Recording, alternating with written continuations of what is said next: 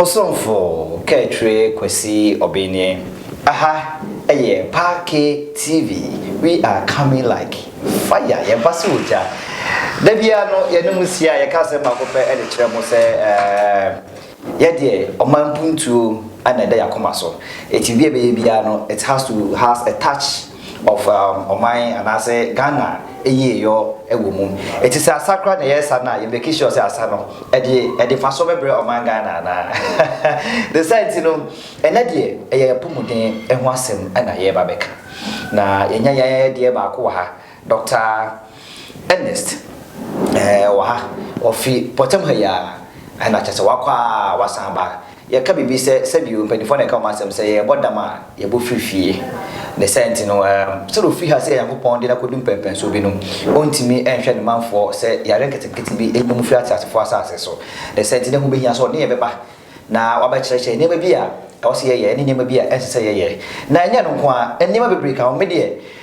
menka ma no sense ye so bi ensutu dodo e matoa ana fa so kakumo ho yin so no ye gye no se bi okwaku enum nti no se me nwan ana se doctor wa ha ye be kɔ no na ene na kɔtwetwe nkomo sabre nka ye ho se emmoa bi ana so pese wo saka pa KTV so a entwe na mase no numbers e wo ho nti wo hwɛ numbers na betimi ayi na wa fe ye sa ana so won sa betimi akan be da mo nyina mase ye to akomo twetwe no so kan no doctor wa ha no we be ka say na covid abana mo promotion no smas ya sanitize studio ha enti me sure wa me go ka say covid-19 is still real and that's what enti me sure be ku bia no bo what ya so sabe kan wo hand sanitizer na wa show no smas no observe all the other protocols na yetimi am mine akoso doc boza doc one why Ere ni di kan mejina kwanya so na mada memafo nyina ase okay cause mejidi se omumpai bone omani so adi hun ana edima BP pempen so yi ebi nso meda Parke TV ase na wa onso mu se meto mensa efrem ana me kan se me pese minimu edin kita ho mampopo mutina mo ma me kwanya no ubusa se me hwan a obese menye enipa bia sa na adom bi na yen so adom yen ana aso yeso ye o adedwi ana sempenifo ka sem bi say one day the charcoal seller will definitely wear a white shirt me gidi se sa bebu we say na abemu ele medin nyina gasa de ochre Ernest na me papa so de na nanya akunse ya na metai de ka ho nti bebre na frame me na nanya akun na ochre na nanya akun Ernest me friafosu hanum se ya betom me ma me ne eno afiatakra nyankopon fa ne kra ensi eye sebe waka enchi egu kakra ahaya ne tete me ko school afosu RC metna ha enyi ewie me secondary school so ewo New Abrim ka okase obusa me ho asem dia I think the astem goes on ye be so aka nkomo ma ne o se ebia e free me mu eba ma manfo hu ne atitru me ye pa na se onikọ pompoti na me ye no amanfo ebe hu. All right, doctor na yetene nka no doctor chwe say your mind ba achim afusu be a Parke TV we hwa na onye ye ne nyakopon de na kodu sam pempen so yi doc woni edi nkomo behind the scene na ukasa dwumadie bi ne ade sef de kan no obi enso tudo mato ha doc dwumadie ben na opesa de boa omanfo yo ana meda wase biom me gidi say me start say practice a check akra enche pdie na nyame adom na meka about me hono meka bibi say me wie school where New Abrim secondary school has ya unfortunately for me and as a fortunate nyankopon ne obeye bia ya na eye ewo ne kwan bi so cause me wie no nyame adom nya admission ewo Kwame Nkrumah apom and so sabre no sika se munti no crane me anko na yakoba sa na o se me bo me homodin se metimi apiska na mato amadisua so ti inyuma sim na me ye ya be ye security personnel or new months kakra doc me ba hold on and the vision na be o doc also be ye security watchman yan kan bro o be watchman me be ye watchman kakra doctor Swan kwafa doc adwuma ya e ba ye so me koye bi kakra ni nyina ne se na me hwese metimi aboabu eska no kakra na mato amedisua so yesu bi kakra enfi ha dog chese ko ye watchman kakra eno achi kwafa dog omo ye building ho nema power we deep power you know eti after we nyina no intie kwa dog efa so a ene abe doctor yo eti fi ono minyeska kakra na emom na still scan enso baby a na me pese meko doctor say oye adwuma no bobo scan me bobo scan no kakra na onfa motaba dabi na inu say ba ko no dabi na me wo focus ni a me pese mekoye no nti no na sa enwema ne de na enimani so sa bre no kra ti skaka kra me nya no na me de toto forms ne bi na obi e ma me advice kakra me boni din friend Hega o can share me say aden na men try say meet me afa health sector na say meko nursing training no training na enche da e ma madwin musa nti o can share na me so any ma me take advantage of it na me apply for nursing training nyame enim ni meko enso no nyame e ma ne han ne pie me so ma minya admission nkakra akra me ne na mu a ne say medical way nursing training na nyame ncha de meko enso do ne ska se mo eden ba ye principal wo ho no ofa me say ne ba cause na me try se me bomb me ho modin bia at a point in time cry me be ye vice president of the school and I also became the Eastern Region and the Volta Regional Jimta public relations officer. Watch my na no wabrim na. Inti me wie no so me koye adwuma kakra wo ye de me ko akra baby a near friend but Anopol health center by then na modern book kakra inti so also ye ma me penny die kakra ma me be ye head of the public health unit I wo ho no ye adwuma kakra be enfi be me cycle 9 no na o say yakoye anim ti mo na me ma dwen say da bi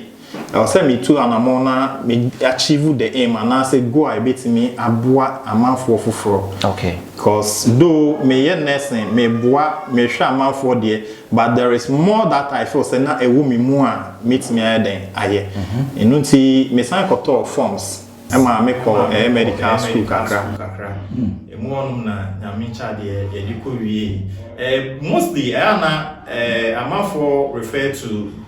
doctor na yana may I respond because when it come into medical practice now obi be say care pure medical practitioners and they me fan say physician assistants in a way also as a doctor. So I did the physician assistantship, but I'm still practicing what we call medicine. Yet medicine and I may SIM minor surgeries. The only difference they say major surgery. And me ba out no so no. Me hu nyama bebre ekoso na sabe. Me say ka before ya adwen say yare don be obi ana asabrante be wu putupru dia na ebia enye be ye dia na ye ne boni bi a waye na akobasa but throughout my practice I realize that people are dying not because ebia obi abomudua ana say because waye boni bi na emom because of an ignorance about the condition na owo mu no esan say condition bi won ho a onim nim de efa ho nti no onipa no be wu obra empo onim se sayare no na ewo ne so Doc, meba ukasi me pese yesan efa hobi. Ese obi yare a bon se nitie ne ya ana bon se bia bibi ketua bi esi no. Na so nyame o ne ma na no until you know the sraso na onum bi no de bi twia. O yes nyame na ma nyame na enye ni nyina na nyame na ma won. Enye ni nyina na nyame na ma. Me gidi say ebi o ho no ma very preventable. Ebi also a manageable. I bet me manage as minimum everyone kokra bi a omanya yare bi tete but esa so mo hwa mo nso ye no mo managing ti no nyame ncha de na na mgo so te ase but most of the youth sani aka oti be ya kakra you feel so it's normal but e bia na the comporting bi wo ho no mu te e ma site pa ye na ye den e ba but esa say I say Jesus maybe sir me man for bebre ho no ma me sure say omo kai da kumpa omo ko hospital say omo ko check say me ho to say doc na onim say asora me kongo 14 be dia dance wo doc nyame adofo me damase ayi nyame 50 be 2 years ni me nko hospital da nyame de obo me ho ban me de nyani nyana nyansa wo me did say nyame bo nipa ho ban no cray nyankopon de say omo ho ban a omo de pampo nye den encho no cray but the fact remains say inipadua na ete say machine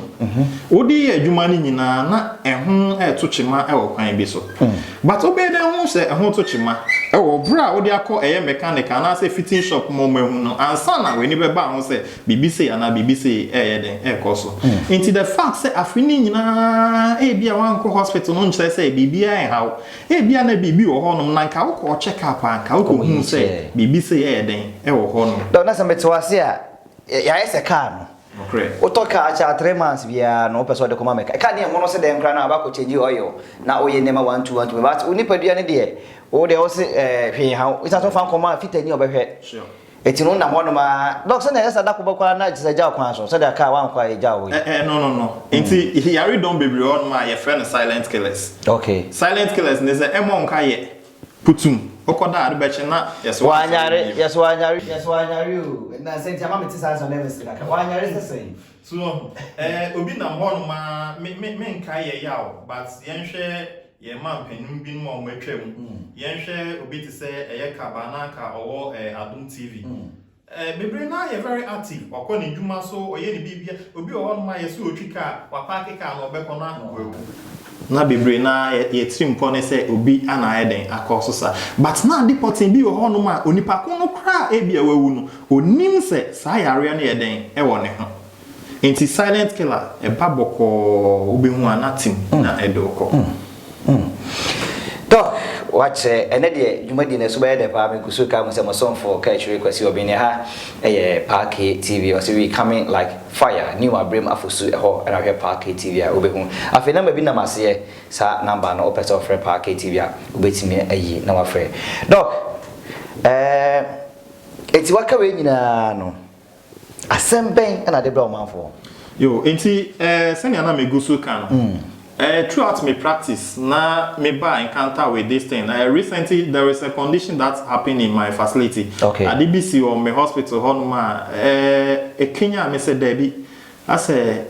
what dear was a mess me then, me ye ebwa me mouthful. I didn't go to this school for my own sake. And ya me minting and young upon the me course, a bia makudri. Nemu or but type potency then. Or the make and tiny business say I'll be responsible to the head of the people of my district. Wow. Inti you made your maker once and bebre and I said DSC or your hospital on Abranti be by he's just 37 years old. Or by not or complaining say niti no crane not on-call hospital finishing na checking in BP it was 290 by 175. Wow. And it was very high. Doc obi BP now kind no ase say of man as also blood pressure na do na yeta ka no hypertension no okay na you can say 290 170 dia na that means I was pa ye just one check into no kind of one as a no you say or you okay ni ti keke na ya pa no ma prepare bia no na ya say okay doc na say metwase a tipaye anase o se oyem kra be yo ya na ekokanta mame o mame para me pete me bo drobia di o mame para we o mame no agene do no kon eno kra enye because unim ni enti e ma otini yo ya otini ye nka ya e bo se bibi e koso enti abranti ya making obai na ni BP e hwe ani no eye versus anase intinkiti bia e wo ho no a start here den atete lo and behold ade achi na abranti na ni efra Doc, a certificate BP no. Say out of force, a move follow. A certificate BP no. A course rona no. A bar for nice and Nico. It's Missy Pa, and yeah, no pet, ya real baby said diabetes. There are lots of other conditions are a bit me Eddie is so casipa then Eddie Abreu. But senior maker no. I say amanfo bebre enhye dan nim hunim de me gitu me chia district director or Abrem district hanum say okay me san so chia Nkomuden workers nyina omo district I say yidi so omo bom homodin bia na modern one so do me bia was say a lot of reinforcement okay na be a ebetimi ama amanfo any other so okay ya bom abaso minimo ishi kakra that's ende nya ha ne be ka doko etino ni wa bring am hospital minimo ishi kakra that so the producers ebu mo nya chance me fan to answer eti e be baso doc ya chance me tisui me manfo a me gidi say ya tie and time co hospital okay. And I don't blame them because the nature of yenjuma ye nintino yenya brema ye ho na nkampese yetimi akose ye kohwe ye mpomuden musa ne senate ye age se bia ya kese bia bon ansa na ebe se be den ye beko and it is true ye market women and ye a driver for and the youth in general okay market women they make come bia nothing bia mabu mu asema mo because matina jomu pen pa me ma me jomu no de tete minti I don't joke with market women inti ye adwen say ye beba kroe mu nya mepe okay me ne afufuru bebre omo ye specialist different sector omo mo hwe ni omo mo hwe honam ani omo hwe ason omo mo hwe minim cancer ye nose ni na ye kan ho bom se sadia ye beba na ya beye ade a ye friend health screening health screening ni say ye hwese ye be sone hu se yare we say ana e ha me yare we say ana asie me enti menye dan nye start into hu anamo enti ya ne say ye be ba be ye ewo bra ye adwadifo ene a driver for den ewo ho no enti ye de sie ni so say ye new Abrem akoye center your market day wo ho no enti be ba be ye no wo ho no se ne be ya all the other people around no betimi aba no on be ba ne asho for free asem ma awosenkra egrume isan se enye obia ana sebio ewo adwene pa se obekọ nanim a wabrabom wasan ba wakai ni ji abehwe oma ana sa behwe be bia ohye ase efiye enti se de yenye yenua be ma bi na wakwa na wasan abasa obehwe be bia ofia na wose ye ma yani agi ana se wose appreciate ni ye doc kasa wakan nyina no de tofa bom ni se yakopod na kodum pempe so bi na ena peso twene ni behwe ni chi no behwe ni chi so a na edumfo ma titiriu enu driver for sanse ono no kotraka chi a sebi time de be di kwa wonya ntubon se otika ma no afem no baako otika no afem godo baako sa na se o de didi awie ntonya daji mpo emfa ema no enti doc cheso pese oba na one nyono kwa doctors ahoro ne health workers nurses wom bibia wom na ma behwe ya pomuden se wona kata na yewa ko ha koje adruwe se onfe ana onye operation ko ha doctor be kire o se fa ha na why say de okay you be ka se sika se na ebetua doc se wafa ho kan nyina bibia no one na boafo ana asosa kan duwa oba de uni asembia eka ho na so uni sika bia etua e wo ho doc obi ka se na me dem ni abrim me dem me won chesa me dem me wo praso me dem wo akuase dem so be de na nya de doc almost na se me na o ka kire so near ya ne say this is the first time that ye or a district and patem hanum say into we are sent Abrem as the center for this particular one but ye mani si hono ma ya ne say kota bia fe ne chichimu ye bubu mu nan a ne tos ye ne omu bia no ye be check district nim into 4 na ya ko other sectors no so na ya akopum say ye betimi cover the other sectors ni nyina into but for this particular one say obi wo actually no matter where you are na say we say obeba say free district say we free we ya wa bien say obeba nko ade a ye bie kwan am obi a say obi a betimi aden ababi say dia motiye no o se so wo Ghana hanko ade a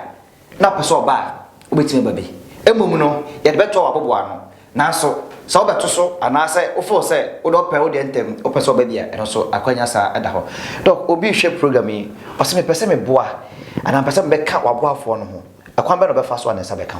ho ye bie ye pon ama eye obi a opese obeboa because penfo na kan bibi se kwanchan de ho ye efe na so ya na ye diska ana eye say nam dodo ho nso enye den ense kwan se obeye na sa yeyi a yesin se obeye na waye ni biara ndi se aboafo ye so mbeboa yen a ye bie ye pon ama omu nyina ne di kan ombetimi di afa eye wankasa also because you are part of the team a megiri se oboa yen kwan bebre so nti megiri se wode o number no ebetimi atoja mo ebiemu so betimi obi abetimi di afa eye miankasa me number so but onye reference no health screening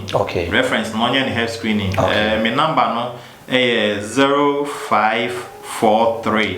doc come on 0543 44 76 10 Pacho Edibe Nebeba Ernest Otre what should be mine 0543 44 76 10 Doc we person follow social media and fanonko no credit me can say adwuma internet most of times me nyobi a me social media type but mostly Facebook there me type up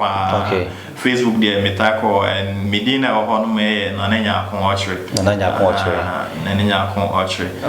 me type echo Facebook but other media we say ne there no credit sometimes so be pon no abre eti Facebook nananya kon ochre kwa sabeka doc ensembise bia na emrenti yetimi amfa mama na say asembia yetimi anka no okọ Facebook nananya kon ochre o sabeka doc no abusa no na dwuma die koso egusu koso na no fifie ba no pay Mrs Eunice Oben Ampofo o se ensuo box bottle water no also be fa e de aboa doctors lesson say wi abesom kaka na mo de afa mo mti me mo kan ni Mrs o se me kan kire mo se ensuo ni ka no ho no wa hwe akama mo ye da na se am sure ne pa amen it is all dwuma die ya sabio enye osikani ene de wasisi adan bebre enye osikani ene de wosika opepepe petina account we say sika numbers utimi nya ni nyina numbers ensi entutimi nya sika nyina na mo sika ni dia onya bia okai ebinom nti doctor wo sika ni pa esa so watimi akwa kai ni chi nta bibia me kase mi se sika ni ene dia onya bia oma obi ebidi mo so for ka che kwesi obi ni obetimi follow Park TV all social media platforms nyina no anase me so ka che kwesi obi on Facebook ka che kwesi obi on Instagram ka che kwesi obi on Twitter and I found Pubi. Maybe I was also to catch you because you are was a bit like a person Saka Homa 024120 3227 024120 and Nananya Con Doctor Stroke Watch Mine Stroke Enamra Stroke Intosira and a day energy drink common. Doc, if you was send me a chat of a catch out of four, she come in a catch out of four. And it Mabuna,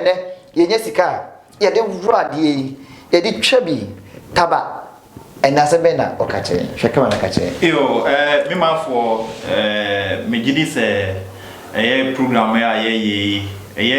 ntina ye sa program most especially the youth and think ya can say the youth we are the backbone of the nation and I say the country and this empenifo ni ho no ma yen ni etitru aye begina na yetimi akyekyere oman no ne ani kuro no na se yenso yakwa wan na ebe kyekyere kuro ne ni oman na maye nti ne beka ne se yenhwe yimpomudin ho yie at least bo modern se ubetimi adi dwuma tembia ebema wetimi ayeden mpomudin akosoro wonim ne ebetimi ato ene wonim ne ebetimi ato ochna nti wo de wanya krabosumi nsia bia bo modern se obekọ eye hospital bia eben kwahwe se ne ampomudin tie na se bibi enko yi a wetimi ahyehye enwoma no yie se ne ebe ya obetimi anyi ache na emfaso abaso ama wabusua ama man no ama even can say the whole world ni nyina madam nyina amase na make us a program ya be enye one day program because you better say from AB Monday I come from the Friday and there are lots of things I be ban sorry me be go school soon you be go radio so akoye kasa ne ade eduru on man you be mama so ate se na be ya obetimi abomodern no twa ben radio and na se be be ben bia na nso wetie bi madam ase no mada obi bia ase doctor ana yete ne no doctor no enye djuma nye panel economy wo na no asan ate okasa etina bibia obekọ bia no ye ne leader no yate bebre afi doctor ho bosonfo keche kwesi obin makra munyina bye bye.